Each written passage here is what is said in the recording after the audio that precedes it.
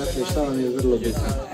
Da je uvijek što povoljen, da možete, opet kažem, vrlo bitno vam je i bolje sasijati.